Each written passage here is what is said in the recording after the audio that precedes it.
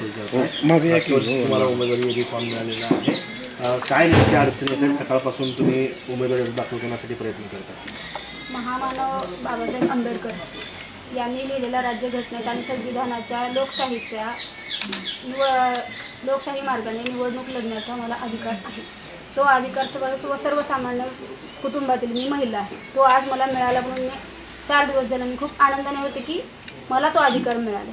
पण गेल्या आठवड्यामध्ये काय झालं, त्यांच्याकडून कुठेतरी बातमी लीक झाली, त्यांना माहिती झालं प्रतिस्पर्धी जे आहेत आमचे, ज्यांच्यासोबत आमचं वैर आहे, वैर म्हणताना काय ते पूर्ण बेनियोजित 50-60 वर्षाचं वैर नाही आहे, फक्त 2 वर्षापूर्वीपासूनचा पाटील परिवार म्हणजे माजी आमदार राजनजी पाटील, त्यांचा मुलगा विक्रांत राजन पाटील आणि दुसरा मुलगा अजिंक्य राणा राजन पाटील आणि त्यांना सपोर्ट करणारे त्यांचे मागचे परत माजी आमदार यशवंत माने, हे 4 चांडाळ चौकडी मिळून 3-4 दिवस झालं आणि गेल्या आठवड्यामध्ये पण त्यांनी पूर्णपणे आमच्या विरोधात प्लॅनिंग केलेलं आहे.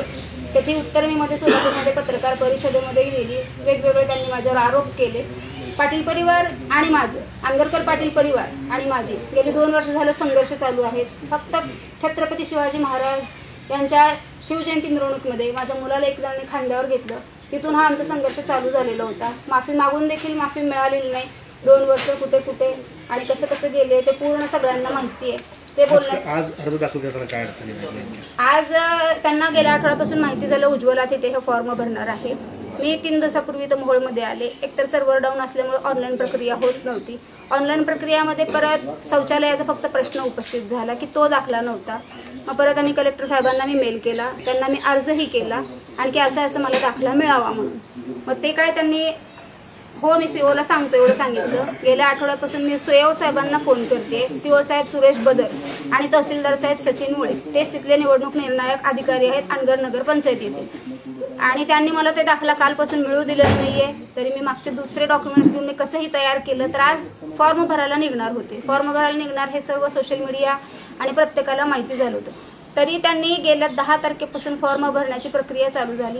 तेव्हापासून त्यांनी अनगरला जाणाऱ्या 4 ते 5 मार्ग आहेत. वाफळे मार्ग, देवडी मार्ग आणि हिवरे मार्ग, यावली मार्ग आणि नरखेड मार्गे जर म्हणलं तर भोपले या गावावरून प्रत्येक ठिकाणी माझ्या 18 पगड जाती धर्माच्या बांधवांना, महिलांना उभं केले गेलेलं आहे. त्यांना तिथे 6 दिवस झालं बसवून ठेवलं गेलेलं आहे.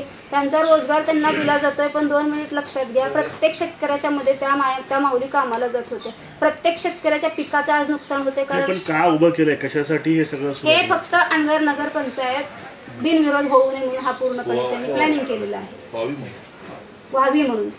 अच्छा, तुम्हाला धमक्या दिल्या जात आहेत काय नेमकं? गेली 68 वर्ष झालं तिथली ग्रामपंचायत ही बिनविरोध होती. ती बिनविरोध कशी होत होती तर आजच्या माझ्या ह्या अर्ज भरण्याच्या उदाहरणावरून बघा.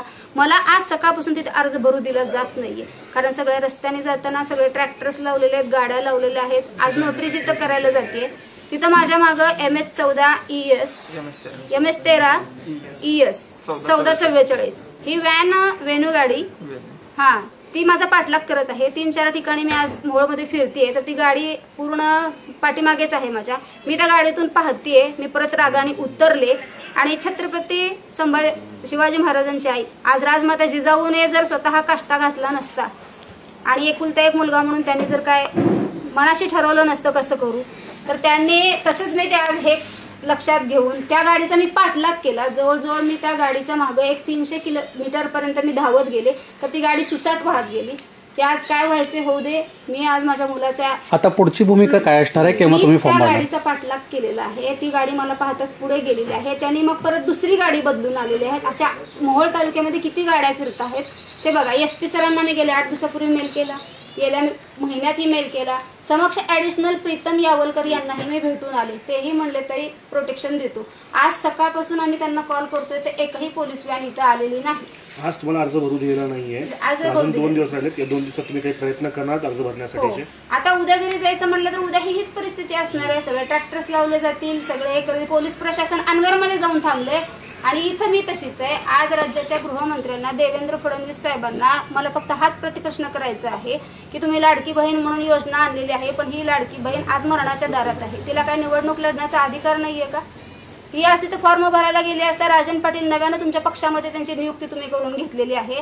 ते जर एका विधवा महिलेवर एवढा अन्याय करत असतील, अहो बिनविरोधच करायचे ना तुम्हाला. असंही ते छाननीमध्ये बादच होणार आहे, तर कायदेशीररित्या त्याला येऊ द्या ना तिथं. ठीक आहे. ओके.